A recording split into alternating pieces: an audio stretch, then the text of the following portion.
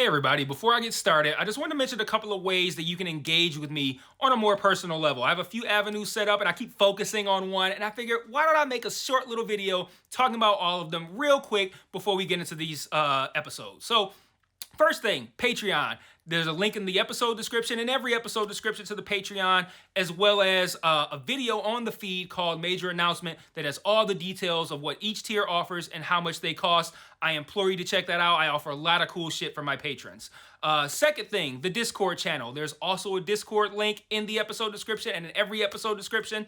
I have multiple channels set up there for each show that I'm covering, and it's a great way to just engage with me. I have a channel set up for MMA talk as well. I'm a big MMA fan, so if you're an MMA fan, you can check that out as well. There's a link to the Discord in the episode description. And then lastly, the Facebook and Twitter. Social media. Follow me on there. I post news on there. When I say news, I mean like, hey, I'm stopping covering this show. Hey, I'm starting covering this show. Let me know what you think about this. I do live watches of things on Facebook where like I'll check in and say I'm watching so-and-so show, and then I'll like live comment while I'm watching it, and that'll be cool if maybe you watch that show too and you want to watch along with me, or you're watching it later and you will see my thoughts, which are usually pretty entertaining because I'm usually pretty high when I'm writing them. So check out all those links in each episode description, and let's talk about this episode. Peace. One mic, one mic. Yeah. All I need is one mic. One mic. Yeah. All I need is one mic. One mic. One mic. Hey everybody, welcome back to One Mic, and today I'm here to talk about Season 3, Episode 11, the penultimate episode of Season 3 of Apple TV's Ted Lasso, entitled Mom City. Big mom theme in this episode makes the title feel pretty appropriate here. We meet Ted's mom, we meet Jamie's mom, we learn a lot about how their style of parenting has influenced the men that their sons have grown to be. It's a nice play on what is still my favorite episode of the entire series, season 2, episode 8, Man City. It's a nice play on that term as well. So a lot going on with that title. But this is an interesting episode because for probably about the first 15 to 20 minutes or so, which I mean, normally you think 20 minutes, that's like half the episode. 20 minutes is only a third of this episode. But for the first 15 to 20 minutes or so, I don't think it was going all that great. The Jamie stuff wasn't good to start. Him acting weird and being super passive for seemingly no reason was weird, because I'm like, okay, this is the second to last episode. Why are they introducing some unexplained issue with Jamie when everything's been fine up to this point? Like, what is this last minute issue? And they play a lot of this stuff with him for laughs during these scenes. And some of it works, some of it doesn't. Like, I like the press conference where he was apologizing for scoring a goal that was meant to be a pass. But then I really didn't like when the scene where he's like with the fan, and the fans wants to take a picture, and he just like takes a picture of them and he walks off and he's in the face. And then the scene where he's like crying and he hugs Roy and he's like smashing his face all around. I didn't like any of that. I just felt like that was kind of meant, especially the hug, was kind of meant to mirror the hug between Roy and Jamie from the Man City episode, which I just tied the episodes together solely via title. But that unfunny joke just kind of felt, I don't want to say disrespectful, but like, I don't know. I don't like the idea of tying something goofy and unfunny to one of the most poignant moments of the entire series. Like, I don't like connecting those two memories. Like, I don't think it's disrespectful to the Man City moment because that's a different episode. But like, again, the similar titles, the importance of the moment, any hug between Jamie and Roy, and to have it just be like goofy like that, I don't know. Like I said, I don't like connecting those two memories, and I can't not connect them. It's a similar situation in similarly named episodes. So I don't know. I didn't like that. To me, that felt, I am gonna say disrespectful to the poignant moment from season 2. But then the Jamie stuff really starts to make a turn right before the Man City game. He has a couple of good moments leading into that game, and we also come to fully understand the stakes for Jamie in the game as well. Keeley points out this is his first time back home. The fans are gonna hate him. The person booing the loudest will be his dad. The massive importance of the game, Jamie's role in it. It's a lot of pressure for Jamie coming into this game. A couple good moments here too are when Jamie says a suitcase is like a drawer without a home. I thought that was funny. And when Keely says they're talking shit about his hair online, and he turns around and says, "They're what?" Like, I don't know what Phil Dunster was there. I swear he changed his voice. Like, it sounded like he was possessed by a demon. He's like, "They're what?" Like, why? That was so funny to me. And we'll get to the real meat of the Jamie stuff a bit later. But I just early on, I just want to take my hat off and give some applause to Phil Dunster on not just his performance in this episode, not just his performance this season, not just his performance as Jamie across the entire run of the series, but just the fact that he has done, just the caliber of what he has done with this character. You know, I'm going to shit on Nate a little bit later. I've been shitting on Nate, not Nate specifically, but Nate's arc for the entirety of this season. And I just want to point out that Jamie's redemption arc, you put it right up next to Nate's, and Nate's looks even worse. But Jamie's redemption arc has been flawlessly executed. I mean, think about the piece of shit guy this was in season 1, and now we're at a point where he's wearing his teammate's jersey number in tribute. He's like at the end of this episode, he's giving props to all the other people and their contributions in the game. Like, he's like a genuinely good guy, and we got there in a very plausible way that they spread out over 3 seasons, and it makes everything that happens with Jamie in these final episodes, it hits every fucking time, because they have nailed the Jamie shit and the arc with Jamie and Roy. Over the course of 3 seasons, they fucking crushed it. And it has worked every time. And just shout out to Phil Dunster. Like, man, he's doing some great stuff this season. He really is. But like I said, we'll get to the meat of the Jamie stuff a little bit later. Because I'm still in that first 15 to 20 minutes I didn't like. The Nate stuff wasn't good to start either. Plenty's been said about Nate's arc by myself just now. By myself historically in my coverage this season, as well as by others. Not just alone here. And I just want to point this out.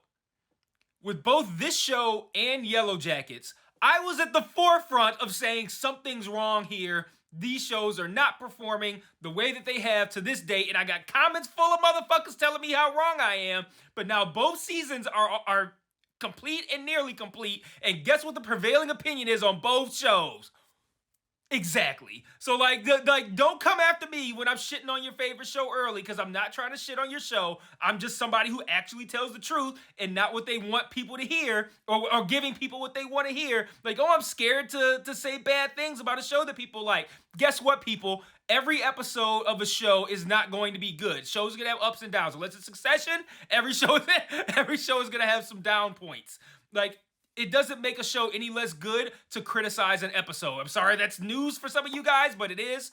But I'm going to sit here and I'm going to pat myself on the back over this shit, because everybody kept telling me how hard I was being on this show, how hard I was being on Yellow Jackets, and now the collective agreed upon opinion on both shows is that both seasons were heavily flawed, and I was saying that shit when everyone else was too fucking pussy to say it.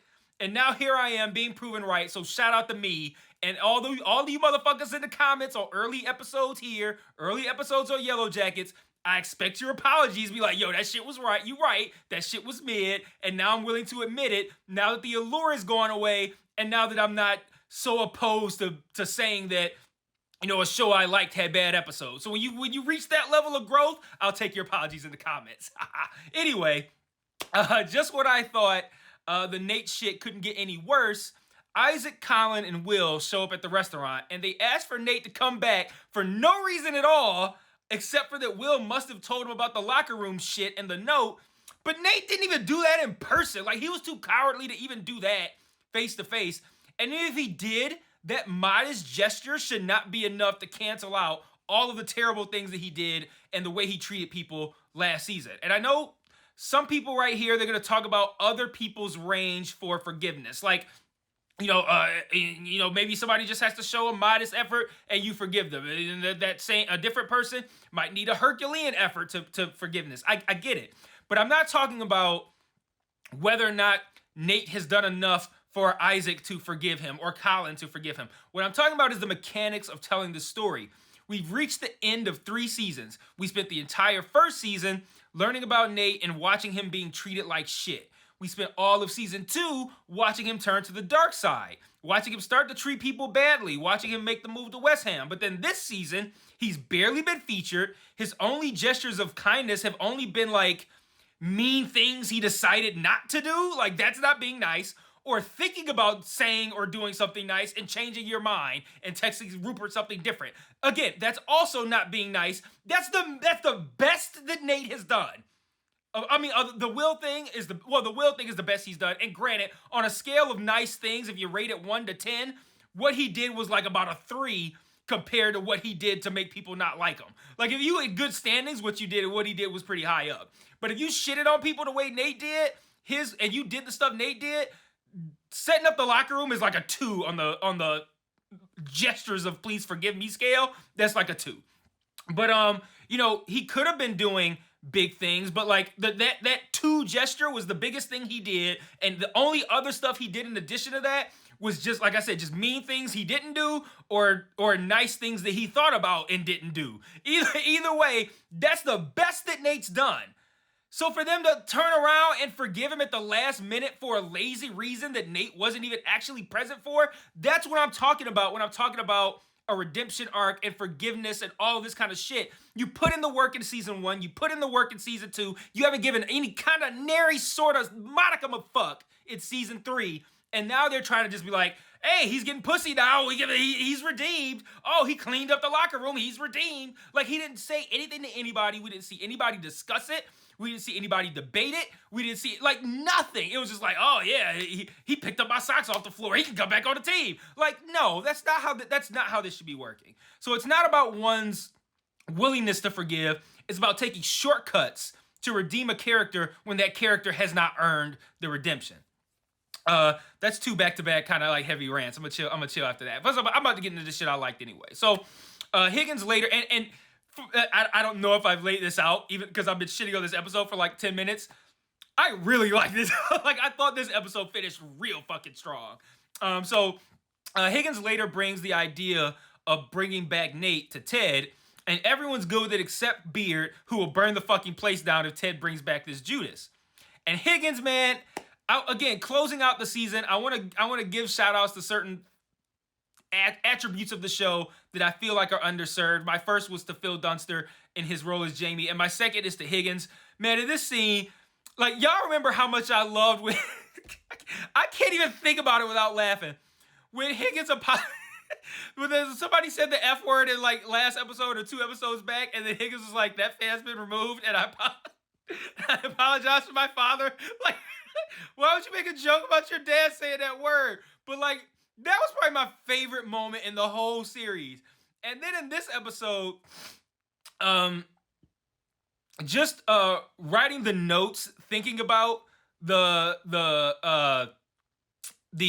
forgive me for my father scene was already enough to kind of like, I already had prepared, like, I want to say this thing about Higgins because I just feel like he's been just really undervalued in this show. But then in a scene where he says he believes in second chances, and that's why he's still married and why his sons are still alive. And I'm just like, man, I'm going to miss Higgins so much. Like, such an underrated and undervalued character on this show. My 2 biggest laughs of the season, both by way of Higgins. Absolutely love it. I love his kind of like, the way he delivers these lines is what makes them funny. Like, anyone else could say those things and they wouldn't have been nearly as funny. But that actor, his delivery on these things is so good, man. I really like that actor. So then we hit the Man City game, and that's when this episode really takes a turn into peak Ted Lasso. I'm 13 minutes in. I haven't even gotten to the shit that I liked yet. As we approach the Man City game, I'm gonna try to move now too. Richmond's won 15 straight, and they're 4 points behind Man City with 2 games left. Now, I don't know shit about soccer, so what I did was I decided I'd look up the point system. So it's 3 points for, I'm gonna read this on my notes. It's 3 points for a win and 1 for a draw. So with 2 games left, in order to make up a 4-point deficit, Richmond would need to beat Man City to get the deficit down to 1. And of note, Man City is in first place, I believe, yes. To get the deficit down to 1, then they'll need to get a win next week as well, because a draw will just tie them with Man City, and that's best case scenario, because if Man City wins, they get nothing. So they'll also need Man City to draw or lose, because if they win, then and Richmond wins, the 1-point deficit remains. So they need Man City to draw or lose to get 1 point or none. If they get 1 point, the lead expands to 2. If they get none, it stays at 1. And then Richmond can then either, depending on the situation, win or draw in order to... Well, a draw is just a draw, worst case scenario, a draw is going to tie them with Man City. So they need to win if they want to win Premier League, but they need to draw to tie with Man City if Man City loses. So that's the kind of the stakes. I like doing like playoff type stakes and shit. So them's the stakes. Now, of course, prior to the game, we meet Ted's mom in this episode, right before the opening credits. Everyone seems to like her except Ted. Well, I won't say except Ted, but he seems slightly annoyed and unappreciative of the fact that she's just like him or that he's just like her. Like he thinks his own personality is annoying, which was kind of funny to me. But then we come to understand that he believes her to be doing what he's been doing, which is masking her pain over his father, her husband, with this overly jovial and caring demeanor. And they plant the seeds for this early in the episode, like his mom's lukewarm reaction to him telling her that he's been going into therapy. So they already kind of they planted the seeds for this early on. But just like he's learned from Doc, Sarah, to do for himself, he wants her to face her issues and pain and talk about it with him. And he feels like that's subconsciously what she came there to do anyway. So the thank you, fuck you scene, I feel like that might have been corny to some people, but it really worked for me. It just signified a level of pain and frustration that has to be so incredibly high to make Ted step outside of himself like that. So it's shocking to hear him speak to his mother like that, but not in a OMG, I can't believe he's doing this sort of way, but more in a wow, he must be really dealing with some real pain to go after his mother like this. So I thought that was a really good scene. Jamie bails after the team has a movie night watching You've Got Mail and not Sleepless in Seattle. And Roy and Keeley follow him to his mom's house. We meet his mom. We see their very uncomfortable relationship that feels way more like a mother-child dynamic than it should be for an adult man. Jamie shares that everything he did was always like a fuck you to his dad, but now that he doesn't care about his father anymore, it's like he's lost the motivation in his soul. And I thought, what the hell? Like, man, we're getting really deep here. But again, Phil Dunster has really earned these moments, and I feel like they really work. He's doing a great job with them. Like, I thought that was a really profound scene. Like the idea of now that I'm not going out there to spite my father, I don't even know what I'm doing this for anymore. And that was a great scene. When the game starts, everything's going pretty great. Van Damme's getting all the saves. Jamie even gets a save himself that causes him an injury. I didn't understand the substitution situation here. Not important enough for me to look it up. I'm sure one of you guys will tell me in the comments, but why did they have to go 10 on 11 instead of just subbing someone in to replace Jamie and then subbing that person back out when Jamie was better? Like, I don't understand. Like, it must be, my guess is that there's some sort of rule where if they subbed out Jamie in that moment, he couldn't have come back into the game. So they wanted to give him some more time. And I'm cool with that.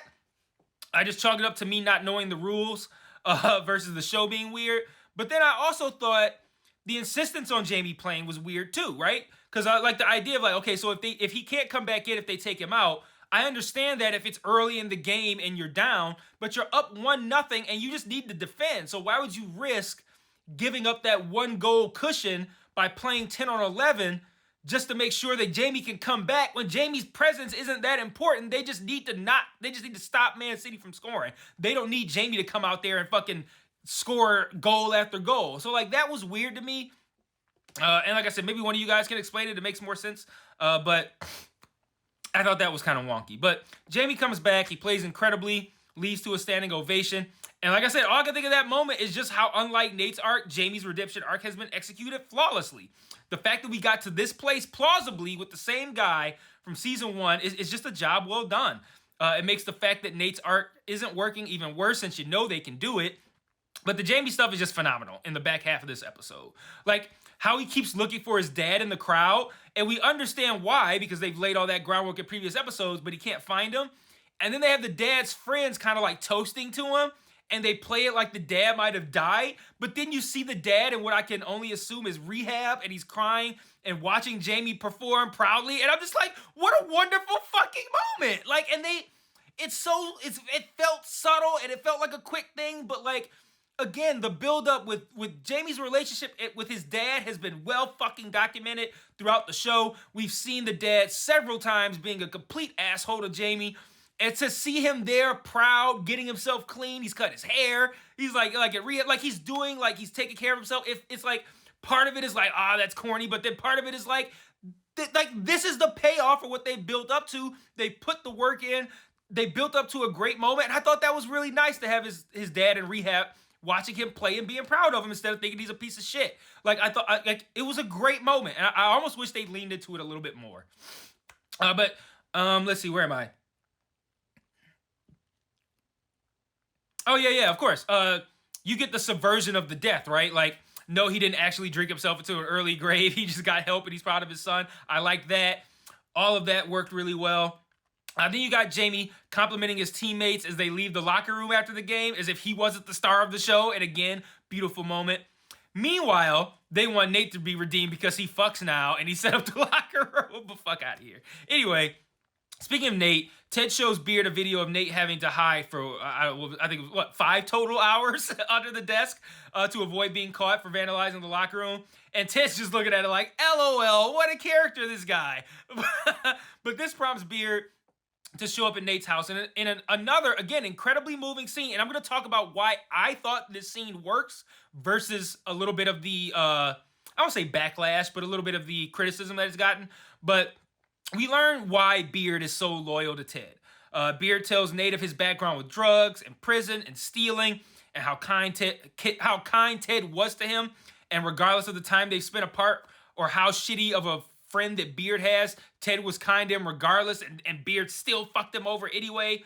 And, on one hand, this scene explains why Beard is willing to accept Nate back on the team. And I feel like that's the accepted interpretation of this scene and why some people don't like it, because they feel like it's skipping ahead. It's the same thing I've said with Nate. It's like you haven't put the work in. You just want to jump ahead to this redemption thing.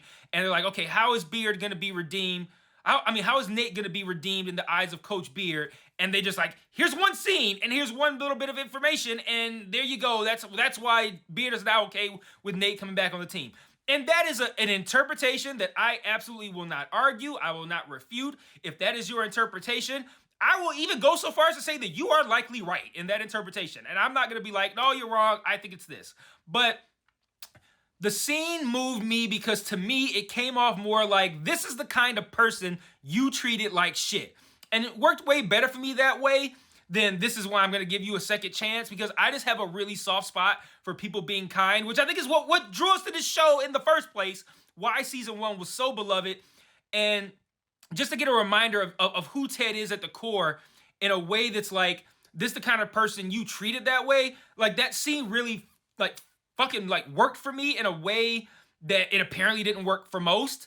But it resonated with me, the idea of just telling somebody like, I want you to understand the kind of person that you were terrible to. And then that forces that other person to look inside and be like, how much of a piece of shit am I that I treated somebody that kind at their core that terribly?